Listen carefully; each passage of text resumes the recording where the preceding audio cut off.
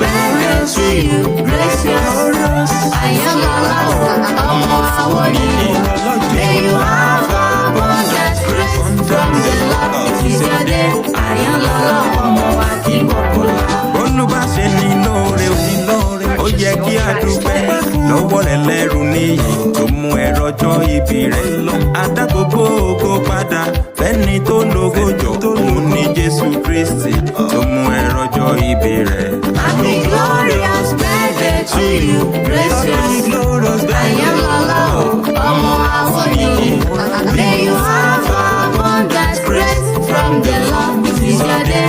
Ayanlola, ọmọ Akínbọ̀bọ́lá. Gbogbo every 22 January ṣá lọ́jọ́ rẹ̀ gracious ọmọ wọn nílẹ̀ olùjì òkè igbó Oǹdó. Ọmọ Òjòwú ọ̀pọ̀ nǹkan màmá Samueli màmá Elizabeth màmá àwọn ìbejì ìtara. Happy glorious birthday to you, gracious.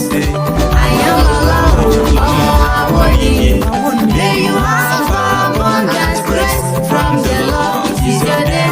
Ayanlola, ọmọ Akínbọ̀bọ́lá.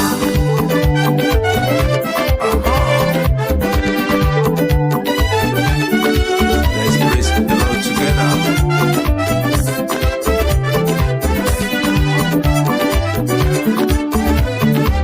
Ṣé wọ́n ló lórí Oderinu Amos Dámilọ́lá aláṣẹ Renet Global in Transport and Multimedia. Àdìtú Olódùmarè ọmọ wọn nílé Ifẹ̀ Yàgòyò ló ní kí ọ òkú oríire o.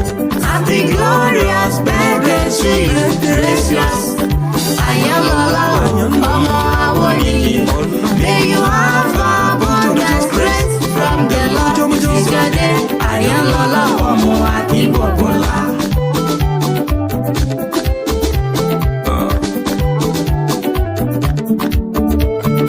Oya jẹ́ ká fìyìn fún Jésù o. Jẹ́ ká ọmọ Chief Akínbọ̀bọ́lá tó relé o. Oya bẹ̀rẹ̀ mọ́lẹ̀ kojú. Jẹ́ ká jọ jíjó Olúbùkọ́lá.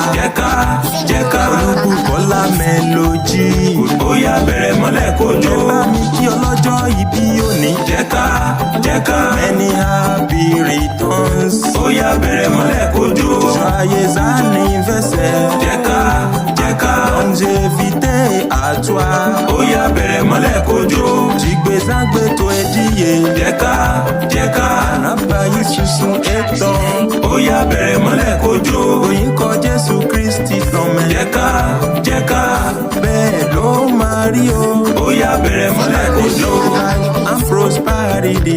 Jẹ́ ká àmì bẹ́ẹ̀ ló máa rí. Oya bẹ̀rẹ̀ mọ́lẹ̀ kojú. Ayanlola ọlọ́jọ́ ìbí òní. Jẹ́ ká ìgbà ọdún kan ní.